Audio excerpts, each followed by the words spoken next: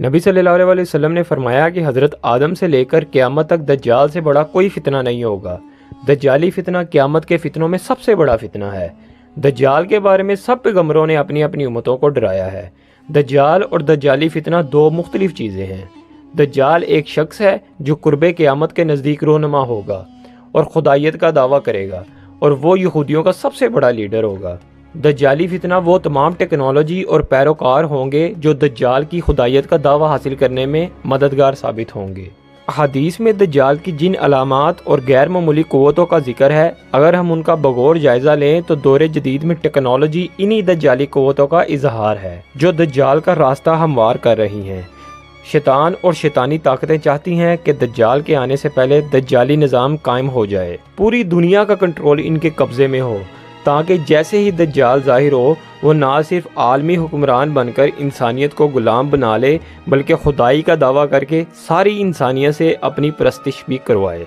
हजूर सल्लल्लाहु अलैहि वसल्लम ने दज्जाली फितने के जो औसाफ बयान किए हैं या जो अलामात बयान की हैं, इनका हासिल ये है कि साइंस और टेक्नोलॉजी की वो बुलंदियाँ इंसान को हासिल हो जाएंगी कि जो चीज़ें कभी रसूलों के मौजज़ों से रोनुमा होती थी वो कुदरत पर कंट्रोल की वजह से इंसान खुद कर सकेगा।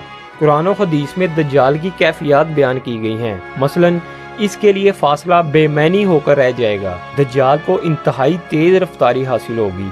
दज्जाल पूरी दुनिया पर सफ़र करेगा। कोई भी ऐसा शहर, कोई भी ऐसी जगह नहीं होगी जहां दज्जाल नहीं जाएगा, सिवाय उन दो शहरों के जहां इसे जाने की इजाज़त बिल्कुल नहीं होगी। वो दो शहर हैं मक्का और मदीना। दज्जाल 40 दिन में पूरी दुनिया का सफ़र करेगा, जिसका पहला दिन पूरे 365 दिन के बराबर होगा और इसका दूसरा दिन 30 दिनों के बराबर होगा और इसके साथ साथ तीसरा दिन एक हफ्ते के बराबर होगा और चौथा दिन एक आम दिन के बराबर होगा और बाकी सारे दिन नॉर्मल दिनों के बराबर होंगे।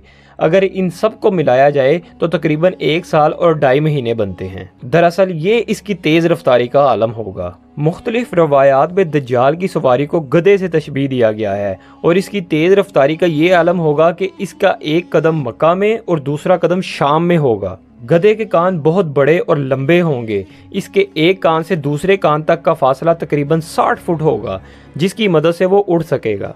इसे आज के दौर में हवाई जहाज़ से तशबीह दी गई है।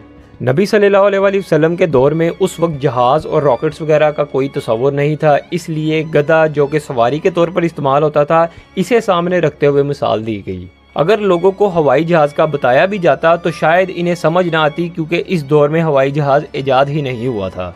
इसी तरह दज्जाल की आवाज़ के बारे में कहा गया है कि इसकी आवाज़ इतनी बुलंद होगी कि एक ही वक्त में दुनिया के तमाम मज़ाफ़ात में सुनी जा सकेगी, जिसकी मिसाल हमारा आज का इलेक्ट्रॉनिक मीडिया और प्रिंट मीडिया है।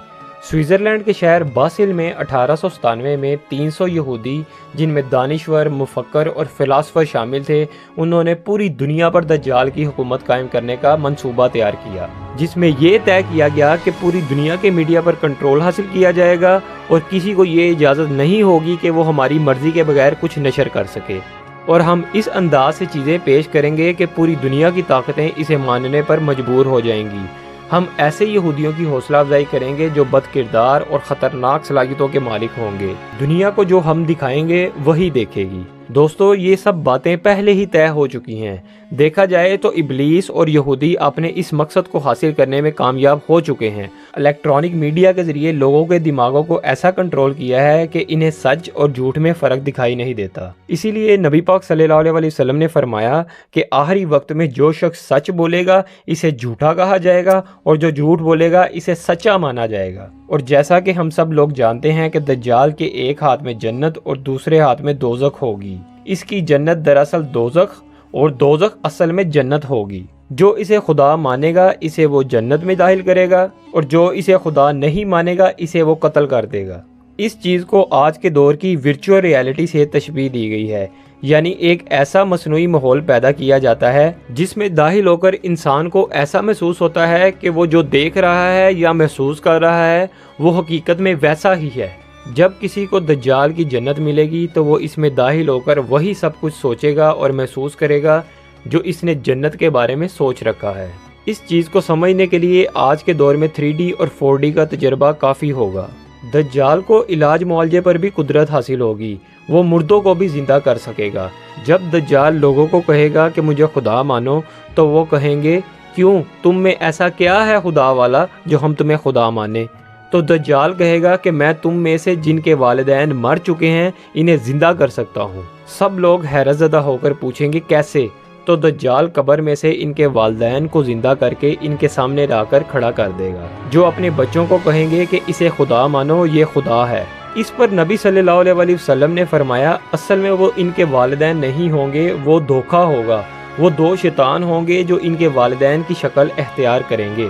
جیسا کہ کہا گیا ہے کہ دجال جھوٹا، دھوکے باز اور جادوگر ہوگا، وہ لوگوں کو اپنی طاقتوں سے بے وقوف بنائے گا۔ دجال کے پاس ایک اور طاقت ہوگی کہ وہ انسان کو درمیان سے دو ٹکڑوں میں چیر سکے گا۔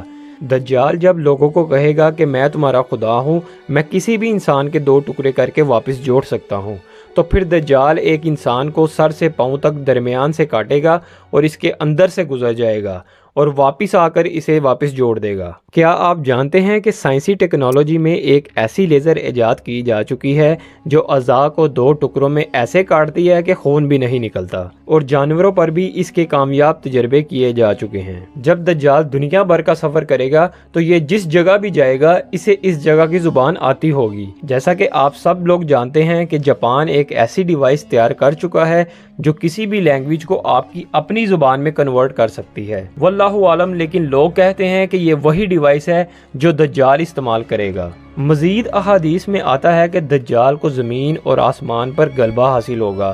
وہ آسمان کو حکم دے گا بارش برساؤ، وہ بارش برسا دے گا۔ وہ زمین کو حکم دے گا کہ فصلیں اگاؤ، وہ فصلیں اگا دے گی۔ وہ کسی بھی ویرانے پر سے گزرے گا تو اسے حکم دے گا کہ اپنے خزانے نکالو، تو زمین کے خزانے نکل کر اس کے ساتھ چلنا شروع ہو جائیں گے۔ یعنی زمین پر بھی قدرت ہوگی اور آسمان پر بھی قدرت ہوگی۔ اگر اسی کو دیکھیں تو آج کی دنیا میں ایسی ٹیکنالوجی ایجاد کی جا چکی ہے کہ جس کی مدد سے آسمانوں کا موسم تبدیل کر کے آپ جہاں چاہیں وہاں بارش کر سکتے ہیں اور بنجر زمینوں پر بھی فصلیں اگا سکتے ہیں۔ جیسا کہ اگر سعودیہ میں دیکھا جائے تو سعودی حکومت مصنوعی طریقے سے جگہ جگہ فصلیں اگا رہی ہے، اور دبئی میں بھی اکثر جگہوں پر مصنوعی طریقے سے بارش برسائی جا رہی ہے۔ اگر ماڈرن ٹیکنالوجی کو دیکھا جائے تو بہت سے ترقی یافتہ ممالک خود بادل تیار کرتے ہیں۔ وہ جہاز کے ذریعے کچھ کیمیکلز آسمان پر سپرے کرتے ہیں جس سے بادل بنتے ہیں اور بارش برسائی جاتی ہے۔ احادیث میں کہا گیا ہے کہ دجال پوری دنیا کا سفر کرے گا، وہ ہر شہر میں جائے گا سوائے دو شہروں کے، وہ ہیں مکہ اور مدینہ۔ دجال ان دو مقدس شہروں میں تو داخل نہیں ہوگا لیکن ان کے مضافات میں ضرور آئے گا۔ روایات میں ملتا ہے کہ مکہ کے ارد گرد کے علاقوں میں وائٹ بلڈنگز ہوں گی جہاں دجال آئے گا، اور جیسا کہ آپ لوگوں کے علم میں ہے کہ سعودی حکومت مکہ اور مدینہ کے گرد ایسی بلڈنگز بنا رہی ہیں جو وائٹ کلر کی ہیں، اور جو جگہ بتائی گئی ہے کہ جہاں دجال آئے گا وہی ایگزیکٹ لوکیشن پر سعودیہ نے کافی وائٹ بلڈنگز تعمیر کی ہوئی ہیں۔ دجال کے پاس بہت سی طاقتوں میں سے ایک یہ طاقت بھی ہوگی کہ وہ پوری دنیا کی خوراک بند کر دے گا، فصلوں کو اجاڑ دے گا، زمین کو بنجر کر دے گا، کوئی بھی انسان کچھ اگا کر کھا نہیں سکے گا۔ سوال یہ ہے کہ کیا لوگ کچھ کھائے بغیر زندہ رہ سکیں گے؟ جیسا کہ آپ کو بتایا گیا ہے کہ دجال 1 سال 2.5 مہینے رہے گا، اور پورے 1 سال اور 2.5 مہینے لوگ کچھ بھی نہیں کھائیں گے۔ صحابہ کرام نے نبی صلی اللہ علیہ وسلم سے سوال کیا کہ اتنا عرصہ لوگ کیسے کچھ کھائے بغیر زندہ رہ سکیں گے؟ تو نبی صلی اللہ علیہ وسلم نے فرمایا کہ تب تمہاری خوراک تسبیح و تحلیل ہوگی، یعنی سبحان اللہ اور لا الہ الا اللہ کا کلام۔ تمہاری خوراک ان دنوں اللہ کی یاد ہوگی، یعنی اللہ کے حکم سے اللہ کا کلام ہی لوگوں کی خوراک ہوگی جسے پڑھ کر وہ بھوک مٹا سکیں گے۔ سبحان اللہ۔ دجال کو ماننے والوں کی تعداد بہت زیادہ ہوگی، تو صحابہ کرام نے نبی صلی اللہ علیہ وسلم سے پوچھا کہ ہم اپنے آپ کو دجال سے کیسے بچائیں گے؟ تو نبی صلی اللہ علیہ وسلم نے فرمایا کہ دجال سے تمہاری حفاظت سورۃ کہف کرے گی۔ جو شخص سورۃ کہف کی پہلی 10 آیات یا آخری 10 آیات کی تلاوت کرے گا تو وہ دجال کے فتنے سے محفوظ رہے گا۔ اللہ تعالی ہم سب کو دجال کے فتنے سے محفوظ رکھے، آمین۔ آپ کی اس بارے میں کیا رائے ہے ہمیں کمنٹ میں ضرور بتائیے گا۔ ہماری ویڈیو کو لائک اور چینل کو سبسکرائب ضرور کیجیے گا، اس سے ہماری موٹیویشن بنی رہتی ہے۔ ہم آپ کے لیے نئی سے نئی انفارمیشن لے کر آتے رہیں گے۔ اللہ حافظ۔